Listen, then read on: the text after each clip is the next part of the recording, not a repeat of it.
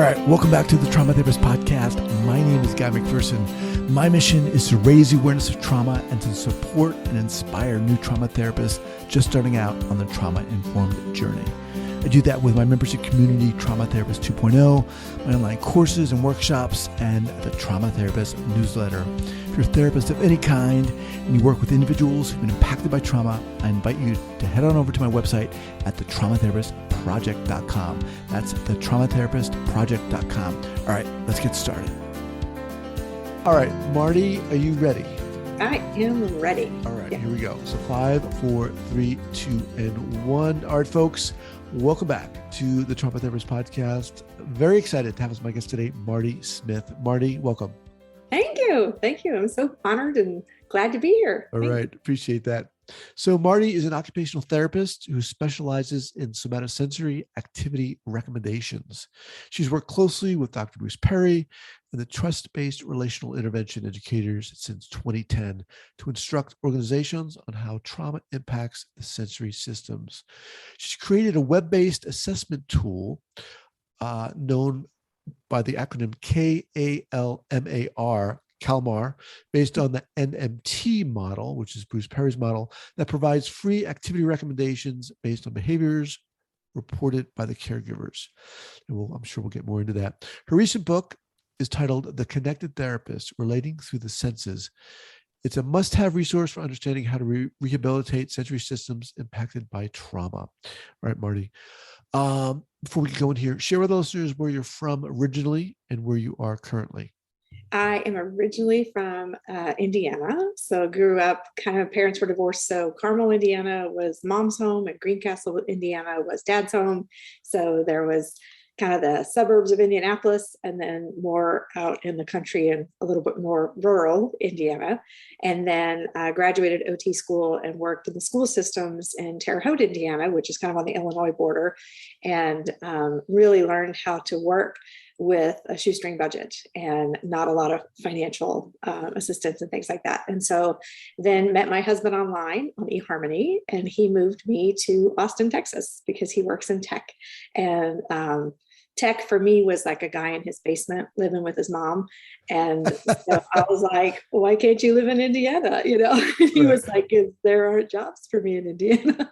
And so he was saying I could live in Chicago or LA or New York or all these places. And I was like, I'm kind of, I'm not a farm girl, but I like to think I'm a farm girl because I grew up in Indiana. And so Austin, when we moved here back in 2003, it was a little more country feeling. Now it feels like small San Diego, but when we moved here, it was a nice small town compromise. So he could do his big tech stuff and I could do my very cool OT stuff. So yeah. OT, occupational therapy. Give our listeners just a brief summarization of what that is. That's the best career in the world. Is the brief synopsis. It's basically looking at a person's functioning throughout their lifespan, and you can work at any point with someone in any setting, and it's analyzing their activities of daily living, the things that they want to do, and figuring out how to help them achieve the goals of doing those things. So it is about looking at tasks, looking at situations and saying, where's the hitch in the giddy up? And can we fix that?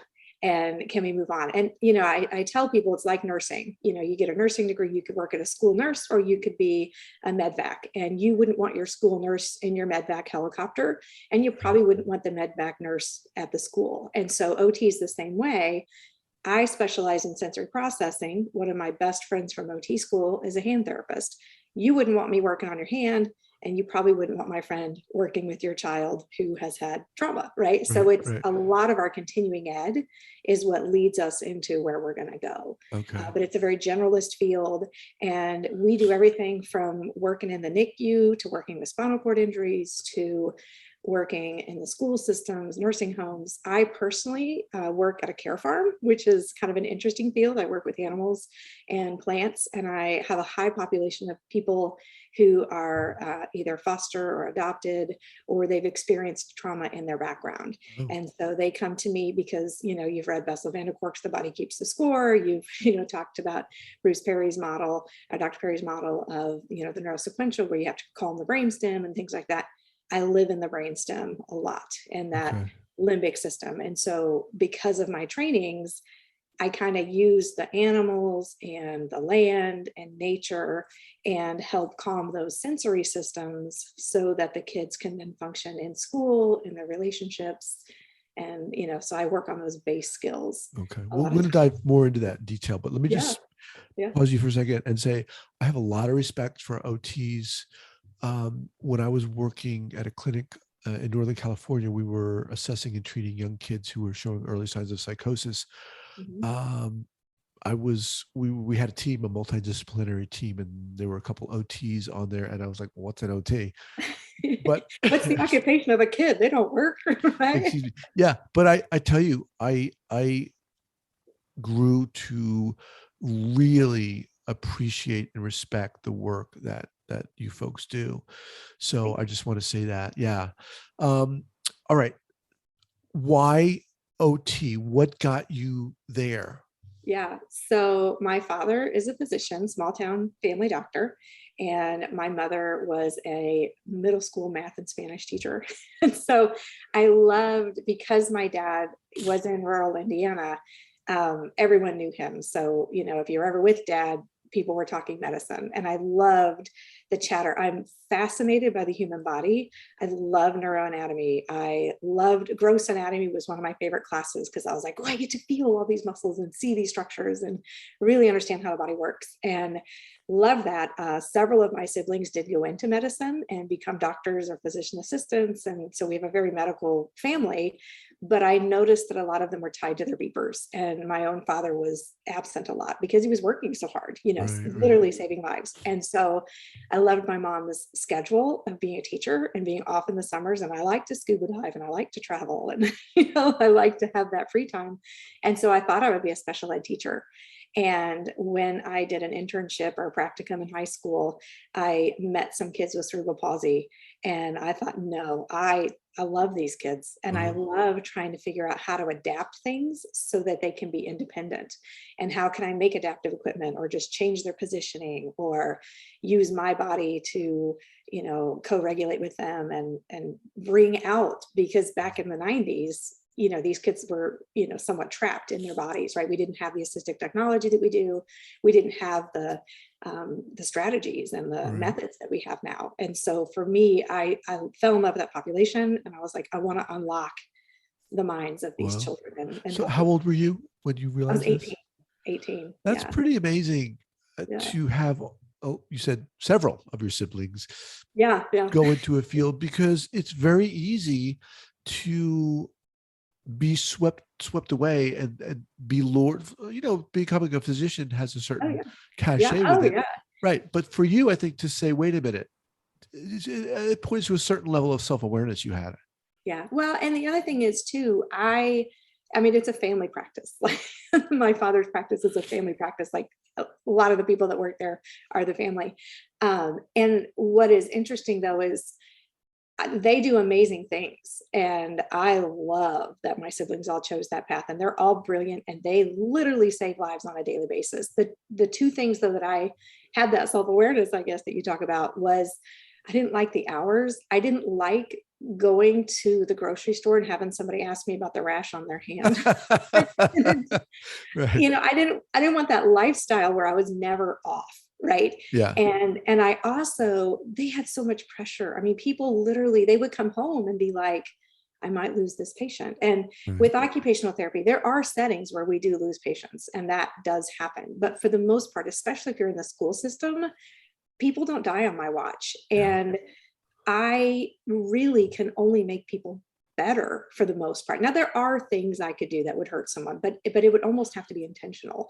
And so I kind of looked at OT as a career of, wow, like I will help people every day and I won't have as much heartache as if I'm dealing with the bigger processes and bigger, Something else I was thinking though that I wanted to say too was, unless you are that small town family doctor, it's really hard to develop the relationships with your patients and clients.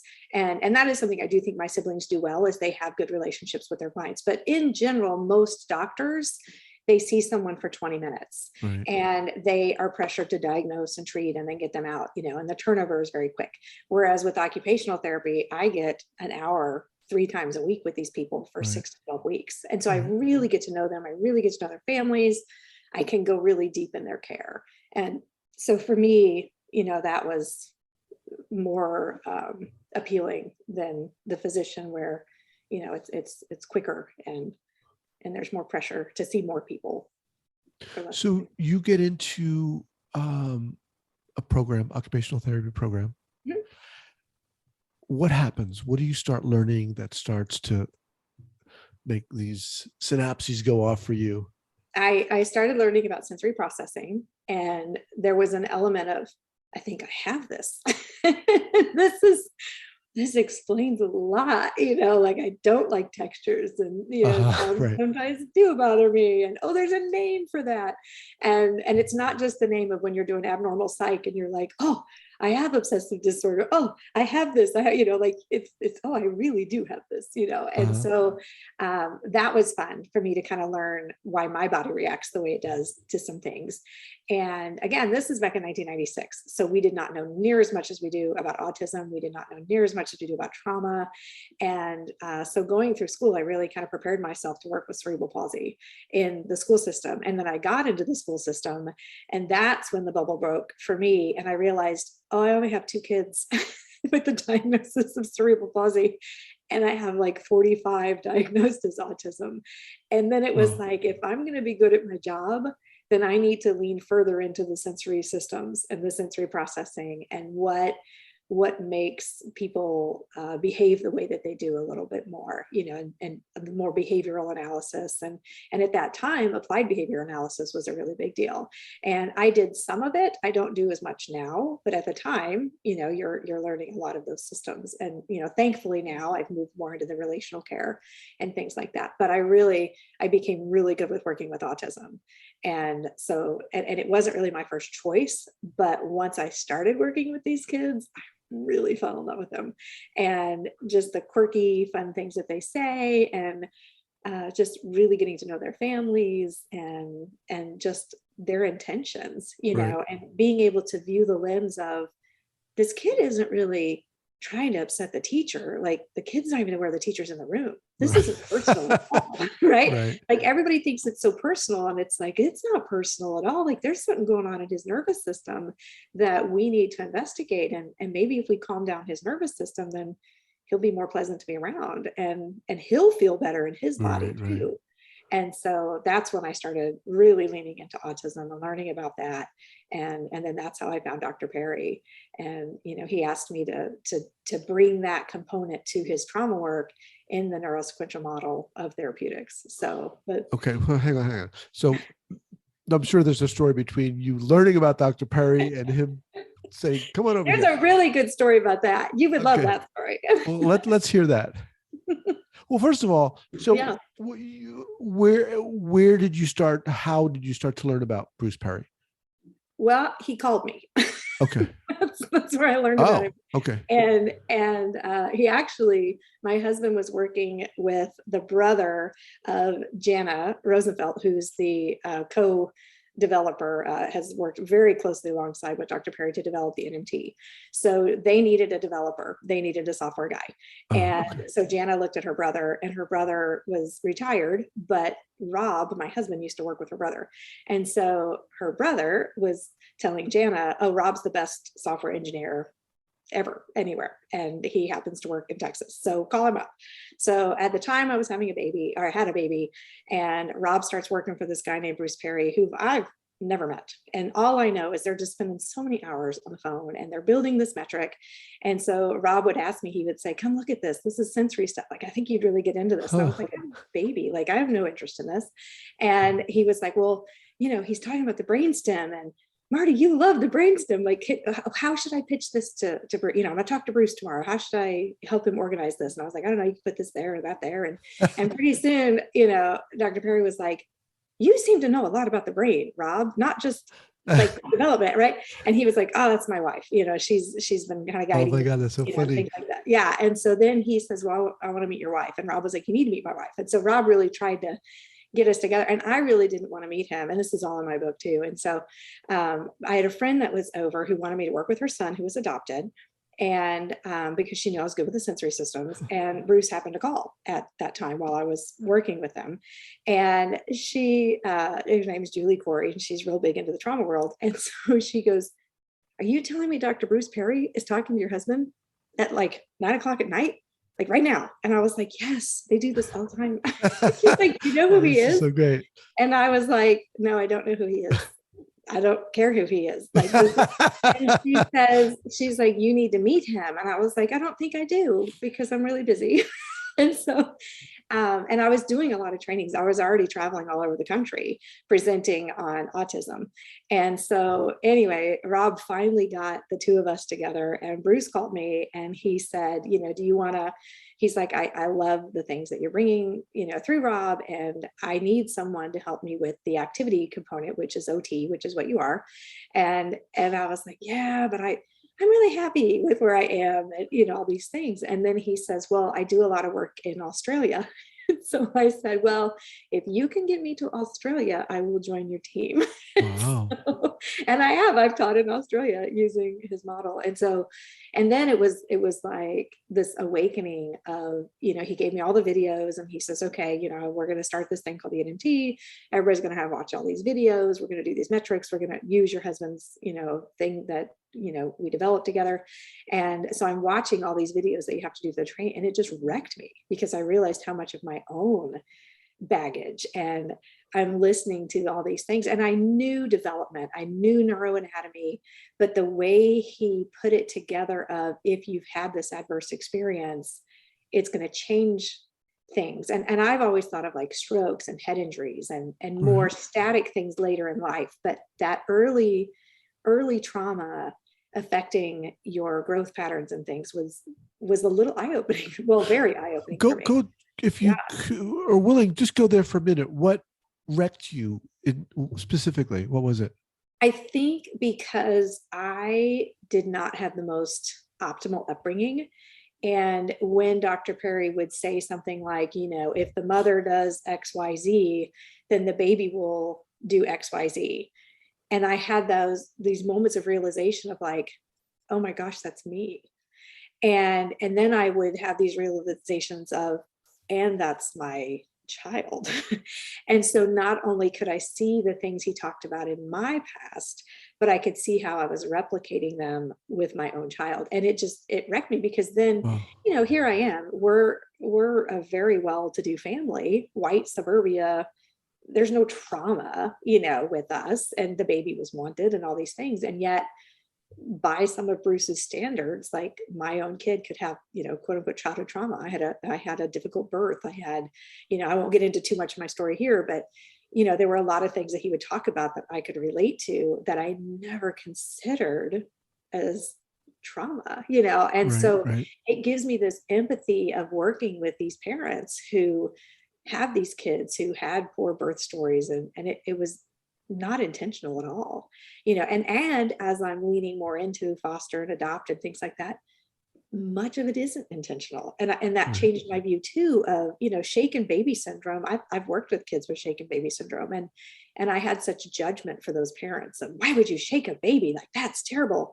And then you get to the point where you're like, oh, I know why you shake a baby. Right. And by the grace of God, I did not, right. And I think a lot of parents could empathize with that. Well, and true. And then it's like, and then you listen to Dr. Perry's videos and his teachings and stuff, and you realize that these people didn't have the capacity to not shake the baby, and so then it just changes your outlook of how you approach your clients. And in my training, I do a lot of trainings too. And so that's part of what I try and bring to my trainings, is that empathy piece of everybody's doing the best they can. And like Robin Goebel, is very good about saying, you're doing you're keeping your nervous system safe, and we do a lot of work together because our work is so aligned and what we're teaching and things like that too. Yeah. What a crazy, fortuitous, inspiring story Right? that was. Oh my Isn't it? gosh. Yeah. Yeah. Yeah. And people always laugh. They're like, Dr. Perry called you. And it's like, yeah, and I wouldn't take the call. And now I know who he is. And I've been in his circle and I've seen people just fawn over him at conferences and things like that. And it's so funny to me because it's like, wow, I had no idea. And it just proves you don't know who someone is unless you're in their circle, Right.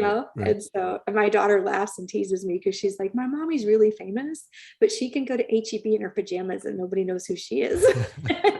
So I'm like, that's the perfect kind of famous right there, where you're famous to a very small group of people. Let me just remind everyone that I was speaking with, excuse me, Marti Smith, occupational therapist. Her book, The Connected Therapist, Relating Through the Senses. Why did you write this book? Because I was asked to. I got a lot of questions of, as I would be finishing a lecture, or a seminar, or, presentation, and people would say, well, where can I go for more information? And, I loved the Raising a Sensory Smart Child by Lindsay Beal. That's a good one. I love Dr. Vanderkort's The Body Keeps the Score. That was a really good, Dr. Perry's Boy Who Was Raised as a Dog. Like I would give these books, but there wasn't a book for OTs that combined trauma and somatosensory. And so in the back of my mind, I was like, okay, I should write that book. And then Dr. David Cross works at the Trust Based Relational Intervention, TCU's TBRI method. And he asked me to write an appendix for their manual to do the practitioner training. And I said, well, I got a lot I want to tell people. And he says, well, write as much as you can. And so I did. And then he was like, I think there's more in you. I think you could tie your personal story to this and make it really powerful. And he says, have you considered writing a book? And I said, well, I have, but that's not my thing. I don't read. When you get to my book recommendations, I think you'll be delighted to hear what I recommend, because I'm not a reader. I'm just not that person. I don't like it. I'd rather scuba dive or hike or, something like that, more active. And so anyway, he kind of convinced me, and he says, well, if you'll write this book, we'll advertise for you and we'll sell it to the practitioners. And, and I said, fine, I'll write it, but then I don't want anything to do with it. He was like, deal. So then Michael Rimley, who you've had on here a couple of times, he and I are two peas in a pod. We met at a symposium that Dr. Perry was teaching at, and he was waiting for Dr. Perry to sign some horse that he was carrying around, like a little flat Stanley thing. And I happened to be up there because Rob was in a meeting with Dr. Perry. And so we were in the waiting room together and hit it off like two peas in a pod. And he's one of my dearest friends now. And so anyway, I was talking to Michael, and he wanted to do this Rising Tide, and which is amazing. And he's really turned it into something great. And so I was going to be one of his speakers. And I said, well, Dr. Cross asked me to write this book, and he was like, do it by Rising Tide. And I was like, Michael, it's like April and Rising Tide's in June. And he's like, I know you can do it, Marty, you can do it. Oh my gosh. Like, okay. So we have an RV, and I took the RV to a campsite, and I would spend Wednesday nights at this campsite and write this book. And then I met this friend named Holly Timberline, who's amazing. She's in this group that we're trying to launch. We're actually hoping in the next few weeks to have an alliance for trauma responsive OTs up and going, a website for OTs to come and find more trauma minded people. Terry Barney is in there with me. There's a group of about 5 of us, and she's been on your podcast as well. She was the first OT that you ever had. Yeah, and awesome. So she told me to tell you hi. And so anyway, there's a couple of us in that group, and Holly used to be an editor. And so we're bonded trying to start this nonprofit together. And then Holly was like, I'll edit it for you. And I was like, perfect. Wow. So in 2 months' time, I wrote a book and put it on Amazon and became a bestseller. That's incredible. So who's the book for? The book is written for both parents and practitioners. Holly and I both worked really hard to make the language very accessible, so that I talk about the proprioceptive system, but then I just say it's just receptors in your joints that are stimulated when you move and squeeze things, right? I talk about gate control theory, but then I just say it's just an override of putting pressure on your thumb, right? And so I talk about these concepts, but I make them very easily accessible. And I want it to be read by parents to give them a foundation of maybe some of the symptoms of why the child is behaving the way they are. Maybe it's not intentional, maybe it's a sensory based thing, so that they can go to their OT and say, could this be a thing? And relating to the parents of kids can be really hard. And even for an OT like myself, I struggled with trying to understand kids. And then for the practitioner, the second half, so the first half of the book is kind of my journey from that applied behavior analysis into more trust-based relational intervention and the neurosequential model. And then the second half is, okay, OTs, you're getting these kids from trauma. You can't look at them like you look at a kid with CP. Here are these other factors that you have to consider because of how their brain formed due to the adversity. And here are actual techniques and tips to do that. And that's one of the things that if you look at the Amazon reviews and people that come up to me and talk to me, they love the practical tips. And so, I had a therapist email me and she said she had the book sitting on her side table and her daughter struggles with sleep. And so she came in and she goes, Mommy, what's this book? Because it's got my daughter's on the cover and she's real cute and they're in blue bonnets and stuff. And the little girl said, what's this book? And the mom says, oh, it's a book this OT is trying to help me help kids. And she opened it up and read the sleep page. And in there, I just give suggestions anybody can use. You don't need fancy stuff. And so Marconi Union has a song on Spotify called Weightless. And it's been studied at universities and stuff to help people sleep. And so that's one of the tips that I give is the Marconi Union Weightless. And the little girl says, can we try this? And the mom was like, sure. And the mom was like, she went right to sleep. Wow. She says, I was reading this book for the kids that I work with, but it helped my daughter, and so that's amazing for me to hear that is that I wrote this book because Dr. Cross was like, you should just write the stuff, because they never give me enough time to talk. And he's like, if I could give you unlimited talk, what would you say to people? And I was like, okay, I would say this. Right. And then I sat in my camper and acted like I was having coffee with a parent and a therapist. And when you say therapist, do you mean occupational therapist or? I do mean occupational therapist, okay. But so many social workers, psychologists, school counselors, they love this book. It's absolutely crazy. The Texas Juvenile Justice Department, one of their directors has purchased it for all of their caseworkers, and they've all read it. They did a big book study on it. And so like anybody can read this book. That's awesome. What, that song Weightless, who was it by? Marconi Union. Marconi. I can play it for you now if you want. I've got Spotify up. And it's just a really interesting, and it has graphics that goes with it. So it's Marconi Union Weightless. It's an 8-minute song. And this is what it sounds like. If it'll go. Yeah. Can you hear that? Yeah.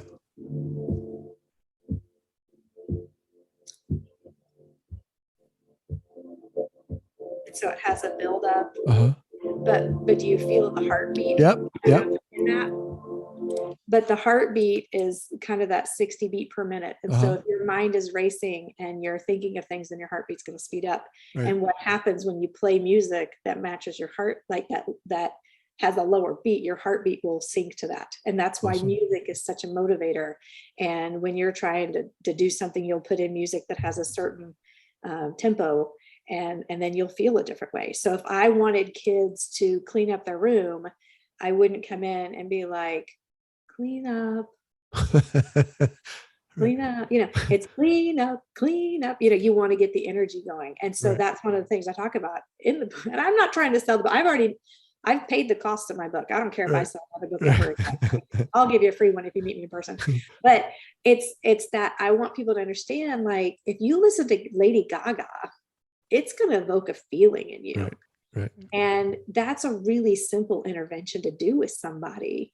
And if you listen to Mozart, you might have to go to the bathroom. and it's because of the way the music is structured. And so the book is kind of like, well, why? It's because it's of the tempo, and it's because of the emotional feeling that the song will evoke. If I played something, you look like you're about my age. I believe when I stalked you, you were in your 40s like I am. And so if I were to play like Bruce Springsteen or something like that, you might go back to your childhood, and you would have certain, James Taylor might bring in family moments because that's what your parents listened to. Exactly. And so, so the book is really about how do we use sensory in my life, my passion, if you will. This is my passion, is how do we find activities that speak to people, and then how do we understand why they speak to people and why they change? Because if I have an association with Neil Diamond because it reminds me of my father, and we dance to Neil Diamond all the time. But if my father was an alcoholic and he always listened to a Neil Diamond record as he was drinking, I'm going to have a very different association. So I can't be the therapist that says, hey, you guys, Neil Diamond cures everybody because it cured me. You have to understand why it cures me. And then you have to understand why it won't cure somebody else. But maybe that person had a bus driver that always played, I'll say Dr. Hook. You probably don't know who that is. I do know who Dr. Hook is. I love Dr. Hook. Yeah. But maybe your bus driver played Dr. Hook. And so for that person, the cover of the Rolling Stones song is going to be like, hey, I know how, rock and roll, right? They're gonna feel that, and that's going to evoke a positive memory for them. And so really my job as the occupational therapist is to say what sensory input is coming in, and what does it base to? How does the body react to that, right? Because certain substances and certain things will automatically influence you no matter who you are. Right. But then how do we view that through the lens of trauma? Because if you smell smoke, your first response is going to be alert. And you're going to be like, it's a fire. Where is the fire? But if you add the context of a campground, then that smoke could actually calm you down, right? And so understanding smoke is an alerting sensation, but if you understand the context around it, it's more nuanced than that. And so I try and break down those nuances for people. Wow, Marti, you're incredible. You are. I mean, you're so inspiring. I mean, you asked me why I keep doing this, and this is it. I mean, look at you. Come on. I love my job. I really do. Well, it's clear. It's clear you do. I mean, and I work with people like Michael and Robin. Like, come on, it's a dream team, right? That's awesome. I'm so glad you came on here. So we got your book again, The Connected Therapist, Relating Through the Senses. Do you have any other go-to book recommendations? I do. Okay. Tell you, I set them aside so that I wouldn't forget. I've got 3 that I have to tell you. Okay. One, where is it? And this one will change your life. Okay, I like that. Have you seen Heart and Brain? Heart and Brain. From the opera Getty? Okay. Have you seen this one? No. His actual name is Nick Seeluck, I believe is his name. This is amazing. He has a Facebook page and he does daily comics. Wow. And he does calendars and all kinds of stuff. But the Heart and Brain, and it's body based. So this is his little character and he has all these things. But basically you have the heart and the brain like doing stories. Okay. Right? And I wish I could. Is it a kid's book? No, okay. It's not. So my brother, who's a physician, I believe was the one that told me about this. There's a game on Amazon called Organ Attack, and Nick developed this game. And so the idea is you have all these organs and then you play cards against your friends and you harvest people's organs or you kill off their organs. And so the person who has the last organ is the winner. And it's really fun. And it talks about like all the different diseases that can attack the different systems. And it's very knowledge-based and stuff like that. And so, but then heart, even on the brain, like heart is drawn towards utter nonsense and the brain is drawn towards adult responsibilities. And so his comics are always between heart saying like, oh, this looks amazing. And then brain going, heart, we have to do work. Right, and then heart going, but this is amazing. And it's this beautiful cartoon. Every day you get a new one. And it's all about how we need that balance in our life of the whimsy of the heart and then the responsibility of the brain. And my husband and I love it because he is brain and I am heart. And it's, all about, do we shop our feeling or do we buy our feelings or eat our feelings, and then tongue comes in will influence what they eat. And it's hilarious. Like, change your life. If you listen to nothing else I tell you today, Oh my gosh. Google Heart and Brain, Wow. see a comic, and Okay. if you're in trauma at all and love brain science, you're going to love it. See, you're wanting to do it right now. I'm doing it right now. I'm It connecting is, it up. because it's so good. Heart and brain. All right, here we go. Right. And I even have like signed things, because my husband's love language is gifts. And so he's always telling Nick to like send me a heart, or like send me little fun things. I love it. All right. Got it linked up. All right. What else? The next one that I have for you is what I rely on a lot in my own practice. And they're ridiculous, but they're called the Your Child At series. And these kids, look at them, they're from the 70s. Okay. They're like old books. Yeah, like ISBNs are probably in the 70s. Like, it's ridiculous. But you have your 3-year-old, your 5-year-old, your 9-year-old. Each of these books goes through what is typical development. And so often we lose sight. Like the 5-year-old, I get a lot of calls for 5-year-olds that are showing themselves. And they're all like, he's been sexually abused. Right. And it's like, okay, every 5-year-old plays doctor. Right. And every 5-year-old does the you show me, I'll show you yours. And every 5-year-old is fascinated by National Geographic, right? Like, they're curious. And so it's not necessarily meaning that, so these books are just really good at what is the typical life stage for these kids. And that's a really good frame of reference for me as I look through. I get the question a lot, is this trauma or is this normal? Right. And those books really help me sort that out. So awesome. The second, it's a book series that I use a lot. And then the third one that I really love is the Belly Button book. This is a children's book. Have you read it? You've not read it? I haven't read that one. Okay. Anything by Sandra Boynton. I love Sandra Boynton.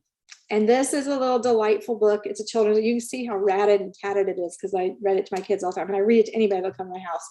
But it's about this sweet little hippopotamus.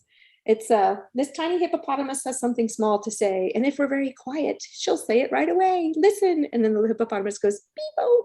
And so it has a belly button. And it talks about where the belly button goes. And they love to go to Belly Button Beach. And so anything that Sandra Boynton writes has the cadence for connection.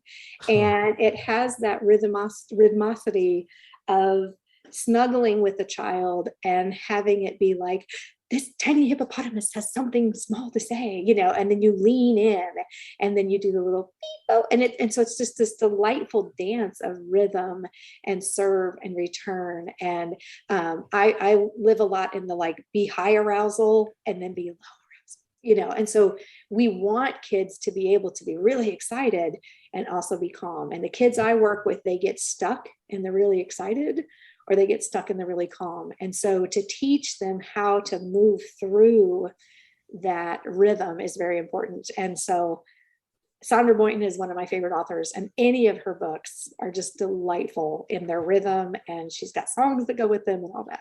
So those are my 3 books: Heart and Brain, Your Child, and we'll have them all linked up here at the show notes page at the traumatherapistpodcast.com. Look, I got to have you back at a later time. Love to have you back. You are just not only inspiring, but just filled with energy and passion. And I love it. And I'm so glad you came on here, Marti. Oh, good. I'm glad to be here. All right. It is like I saw you. I've been doing this for 15 years and you've been doing this for a long time too. And when you first came out, I was like, I need to get on that guy's podcast. And then when Michael was on there, I was like, Michael, get on there. And then Robin's on there. And I was like, y'all starting need to drop my name. I need to meet this guy. He seems really cool. So thanks for finally, having me. You're so welcome. What's the best way for people to get in contact with you? Not. Don't. And I don't mean that mean. I'm just terrible at correspondence. They can go to my website, creativetherapies.com. Okay. There is a contact us button on there.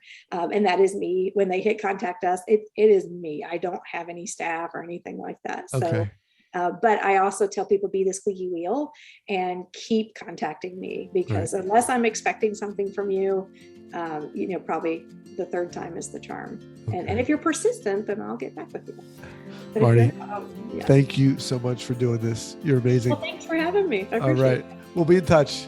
All right. Thanks. Bye-bye. Bye-bye. Thank you so much for listening and supporting this podcast.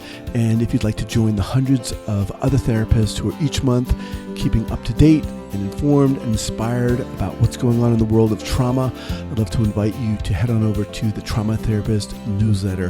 That's the traumatherapistnewsletter.com.